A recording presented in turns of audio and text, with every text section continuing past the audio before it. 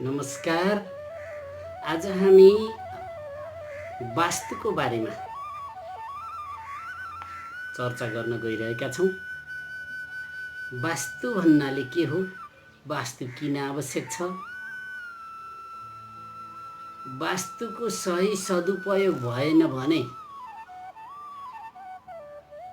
हाम्रो घरमा अनेक किसिमका अनावश्यक गतिविधिहरू हुन जान्छन्।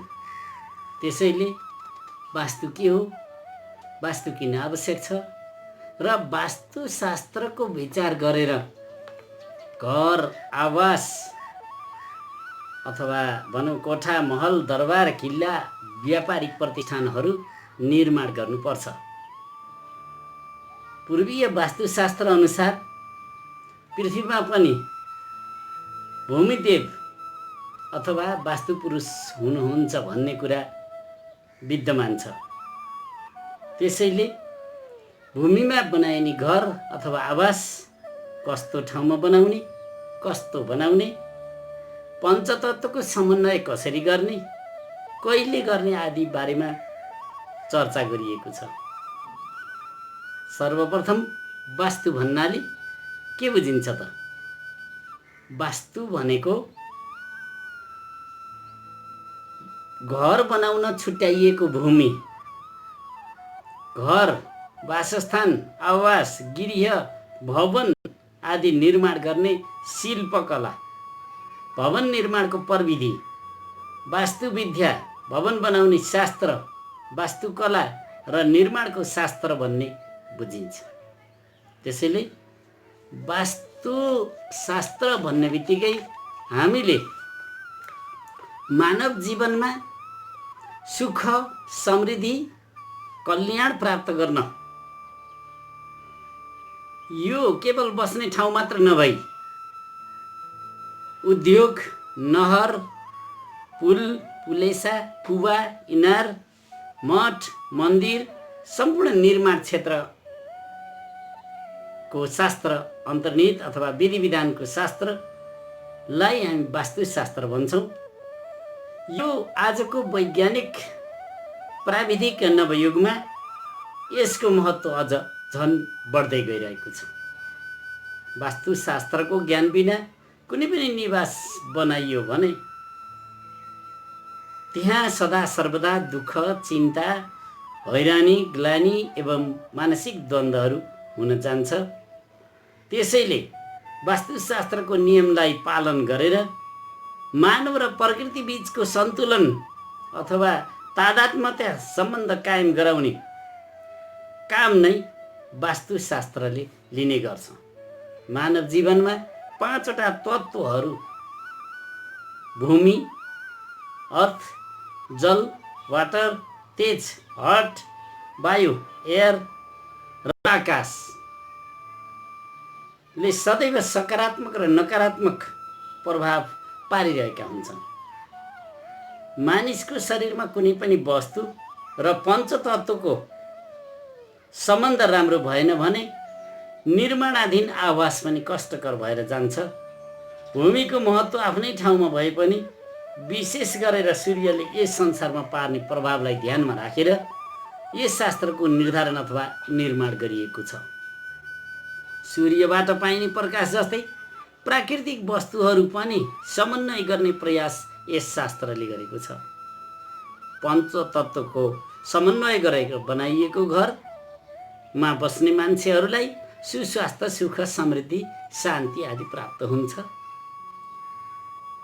सूर्यले संसारको अन्धकारलाई जसरी हटाउँछ, ज्ञानको ज्योति मनको अन्धकारलाई हटाइदिन्छ। सूर्यले हामी सबैलाई न्यानो पार्दछन् र वनस्पतिलाई जीवनदान दिन्छन्। यसरी एक अर्कामा अन्योन्याश्रित सम्बन्ध भएकोले सूर्यले सम्पूर्ण प्राणीलाई ऊर्जा दिने भएकोले वास्तुशास्त्रको सिद्धान्त अनुसार समन्वय आवश्यक भएको हो। यसै पृथ्वीको गुरुत्वाकर्षण अर्थात् तरङ्गको तालमेल नमिल्नाले ऊर्जा र उत्कर्षको बदला अपकर्ष प्रदान गर्दछ। जीवन दुखी बन्न जान्छ। वास्तवमा वास्तुशास्त्र एक व्यावहारिक शास्त्र भएकोले प्राचीन कालका ऋषिमुनिहरूले आत्मसात गरेका हुन्। यसलाई उनीहरूले धार्मिक दृष्टिले पनि हेर्ने गरेका छन् अनि वैज्ञानिक युगमा समेत यसको प्रभाव अझ झन्झन बढ्दै गएको छ। जस्तै विज्ञानको दृष्टिमा जुन हिँड्नै पर्ने जुन बाटो हो, नक्सा हो, त्यो भन्दा हाम्रो अत्युति नहोला। आगामी सन्तति हिँड्ने बाटो वास्तुशास्त्रले निर्माण गरेको छ। त्यसैले जुनसुकै देशमा पनि मानिसहरू भए पनि वास्तुशास्त्रको विधिलाई अपनाएर जुन धर्मका जुन देशका बासिन्दाहरू भए पनि वास्तुशास्त्रको नियमलाई अपनाएर अगाडि बढ्ने प्रयत्नहरू गरेको पाइन्छ।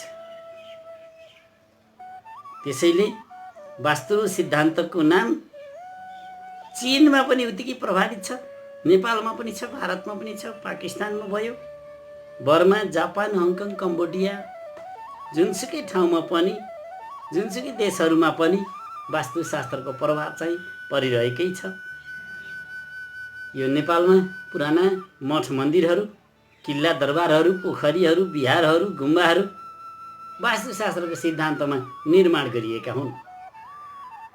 त्यसैले यो वास्तुशास्त्रलाई के भनिन्छ भने एक अर्को वस्तुसँगको संसर्ग, सम्बन्ध अथवा सन्मुख आगमन आदिका कुराहरू यसमा राखिएका छन्। सकारात्मक तरङ्गको अपेक्षा प्रमुख सिद्धान्तहरूले यो वास्तुशास्त्रलाई स्थापित गराएको छ। अब पञ्चतत्त्वको तालमेलको कुरा गरौँ। मानवको शरीर पञ्चतत्त्वले बनेको हुन्छ। संसारको अर्थात् ब्रह्माण्डको रचना पनि पञ्चतत्त्व मिलेर भएको छ। भूमि, जल, तेज, वायु, आकाश, यिनै पञ्चतत्त्वको बीचमा सङ्घर्ष चलिरहने क्रमिक प्रणाली जगतको सृष्टिमा अडिएको पनि छ। मानवको शरीरमा पञ्चतत्त्वको मेल हुँदा स्वस्थ शरीर अथवा मानवताको भएको परोपकारी व्यक्तिको निर्माण हुन्छ। पञ्चतत्त्वको सन्तुलन खल्बलिँदा मानिस शरीरमा अनेक किसिमका रोग व्याधिहरूले युक्त भएको हुन्छ। त्यसैले अनेकौं पुस्तासम्म अन्वेषण तथा अनुसन्धान गरेर यही विज्ञानका जल, तेज, वायु, पृथ्वी, अप, तेज, वायु, आकाश यी आदिलाई सामञ्जस्य मिलाएर अवलम्बन गर्नुपर्छ भन्ने कुराहरू व्याख्या विवेचना भएका छन्। त्यसैले अब दिशा र पञ्चतत्त्वको अवस्था पनि यसमा रहेको छ। उत्तर दिशा अथवा पूर्व ईशान्य कोणमा पानीको व्यवस्था, पूर्व अर्थात् दक्षिण आग्नेय कोणमा आगोको व्यवस्था, दक्षिणतिर पश्चिम तथा नैऋत्य कोणमा पृथ्वीको अवस्था, पश्चिमतिर अथवा उत्तर र वायव्यमा हावाको अवस्था, उत्तर, ईशान्य र मध्य भागमा आकाशको अवस्था गरेर वास्तुशास्त्रीय आधारमा यी तत्त्वहरूको बीचमा संसारको सृष्टिको सामञ्जस्य भएको देखिन्छ। त्यसैले मानव निवासको सामञ्जस्य कसरी गर्न सकिन्छ भन्ने कुरा पनि स्पष्ट पार्न सकिन्छ। पूर्वीय वैदिक वास्तुशास्त्रमा घर तथा व्यावसायिक भवन बनाउने घडेरीहरूका लागि उपयुक्त र अनुपयुक्त भूमि छुट्याउनको निम्ति यी विभिन्न कुराहरू विचार गर्ने गरिन्थ्यो। माटोको रङको अवस्था, समतलताको आधार, पत्रका आधार, उब्जनीको आधार, दिशाको आधार, गन्धको आधार र स्वादको आधार, यसरी घर बनाउन लागेको घडेरीको माटोको रङ कस्तो छ भनेर वास्तुशास्त्रलाई माटोको रङको आधारमा 5 अथवा 4 तरिकाले अध्ययन गरिन्छ। कसैले 5 तरिकाले पनि अध्ययन गरेको पाइन्छ। यसमा हेर्नुस्, घडेरी 5 किसिमका हुन्छन्। माटोको रङको आधारमा ब्राह्मणी घडेरी, क्षेत्रीय घडेरी, वैश्या घडेरी, शूद्रा घडेरी यी सबैको मेलमिलाप भयो भने मिश्रित घडेरी भनिन्छ। ब्राह्मणी घडेरी भनेको कस्तो हो त भन्नुहुन्छ भने छुँदा माटो, नरम, हेर्दा कमेरो खालको, मिठो स्वाद दिने खालको माटो भएको घडेरी ब्राह्मणी नामले चिनिन्छ। यस्तो ठाउँमा घर बनाउनाले सुख समृद्धि शान्ति प्राप्त हुन्छ। यस्तो घडेरी सर्वोत्तम मानिन्छ। त्यस्तै गरेर अर्को छ क्षेत्रीय घडेरी। रातो माटो भएको, छुँदा अलि कठोर, चाम्रो डल्ला डल्ला परेको, धुजा धुजा परेर माथि माथि चर्केको चिम्टाइलो भूमिलाई क्षेत्रीय घडेरी भनेर भनिन्छ। यस्तो घडेरी बलवर्धक, तेज, वीरता बढाउने खालको हुन्छ। यस्तो घडेरी उत्तम घडेरी नै मानिन्छ। वैश्या घडेरी पहेँलो रङ अथवा हरियो रङ भएको, छुँदा धेरै कडा वा नरम नभएको, मध्यम खालको अमिलो स्वाद भएको घडेरीलाई वैश्या घडेरी भनिन्छ। यस्तो घडेरीमा उद्योग व्यापारको लागि भवन निर्माण गर्न सकिन्छ। शूद्र घडेरी जुन छुँदा साह्रै अर्मठ परेको छ, कठोर छ, कालो रङको छ, स्वाद नमिठो भएको छ। यस्तो घडेरीलाई शूद्र घडेरी भनिन्छ। आवासका लागि यस्तो घडेरी राम्रो मानिँदैन।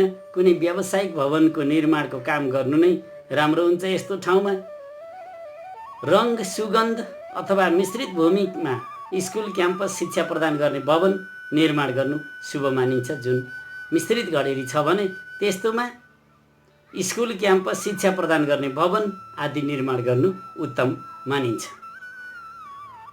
यसरी ब्राह्मणी भूमि ज्ञान विज्ञान, व्यापारी, गृहस्थीदेखि लिएर सबैका लागि सर्वोत्तम हुन्छ।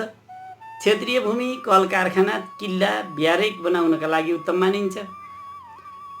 अनि व्यापारिक क्षेत्र, बजार आदि बनाउन वैश्य भूमि उत्तम मानिन्छ। मजदुर वर्गको कामदारको आवासका लागि मात्र शूद्र घडेरी राम्रो मानिन्छ। यदि वास्तुको नियमलाई भङ्ग गरेर अतिक्रमण गराएर बनाएको भूमि छ भने त्यो चाहिँ अति उत्तम हुन सक्दैन। अर्को छ समतलताको आधारमा। समतलताको आधारमा 4 प्रकारका हुन्छन् घडेरीहरू। कुर्म पृष्ठ, गज पृष्ठ, दैत्य पृष्ठ र नाग पृष्ठ भनिन्छ। कुर्म पृष्ठ भन्नाले बीचमा अल्गो एवं चारैतिर भिरालो भएको घडेरीलाई कुर्म पृष्ठ, कछुवा ढाडे घडेरी भनिन्छ। यस्तो भूमिमा आवास बनाउनाले जीवनमा सुख समृद्धि, उल्लास र बलवृद्धि प्राप्त हुन्छ।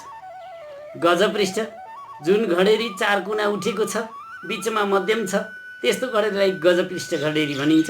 यस्तो घडेरीमा निवास गर्नाले आयु, आरोग्य, ज्ञान र धनको वृद्धि हुन्छ। दैत्य पृष्ठ भन्नाले जुन घडेरी पूर्वतिर अग्लो, पश्चिमतिर होचो छ, त्यस्तो घडेरीलाई दैत्य पृष्ठ घडेरी भनिन्छ। यस्तो ठाउँमा आवास बनाउनाले हानि मात्र हुन्छ। विशेष गरेर चौपाया, सन्तति, आर्थिक पक्षमा हानि पुग्न सक्छ। अर्को छ नागपृष्ठ। पश्चिम पूर्वमा लामो सोतो भएको, माझमा होचो, दक्षिण उत्तरमा अग्लो भएको उठेको घडेरीलाई नागपृष्ठ घडेरी भनिन्छ। यस्तो घडेरीमा आवास गर्नाले घरमुलीको स्वास्थ्य, आफन्त, बन्धु बान्धवसँग झै झगडा आदि पर्न सक्छ। मुख्य गरेर उपरोक्त 4 प्रकारका घडेरी बाहेक अरू गोविधि, गजविधि, यमविधि, भूतविधि र वैश्वानर विधि, धनविधि आदि पनि विभाजित गरेको पाइन्छ। तेस्रो छ पत्रका आधारमा। भूमिमा माटो, ढुङ्गा, पानीको समन्वय भएको हुन्छ। माटो विभिन्न चट्टान, पत्र परेको खालको हुन्छ। एकै ठाउँमा पनि खन्दै जाँदा विभिन्न खालको माटो भएको पाइन्छ। यस आधारमा पनि खालको आधारमा पनि यसको घडेरीमा मानिस, जीव जन्तुको निवास, निर्माण, पृथ्वीको मध्यभाग आदि कुराहरूलाई विचार गरेर घडेरी निर्माण गरिन्छ। पृथ्वीको बाहिरी सतहलाई पनि स्थान र भौगोलिक बनावट अनुसार विभिन्न नामले चिनिन्छ। कडा खाले पत्र भएको भूमिलाई कडा भूमि भनिन्छ। यस्तो भूमि पानी जम्मा भए पनि धसिँदैन। यस्तो भूमि चिरा भएर फुट्दैन।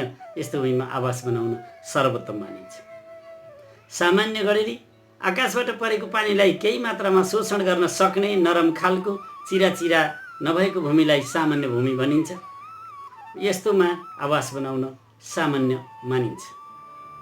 गेगरा भूमि बालुवा वा ससाना ढुङ्गा मिसिएको खस्रो खालको 4 हातदेखि 7 हातसम्ममा कतै बालुवा, कतै ढुङ्गा, कतै दरो माटो भएको भूमिलाई गेगरी भूमि भनिन्छ। यस्तो भूमिमा आवास बनाउन राम्रो मानिँदैन। पाकिला भूमि बाक्लो माटो भएको, विभिन्न खालका रङ भएको माटो, कतै भनौँ विभिन्न खाले उबड खाबड भएको भूमिलाई पाकला भूमि भनिन्छ। यस्तोमा आवास बनाउनु अनुपयुक्त हुन्छ।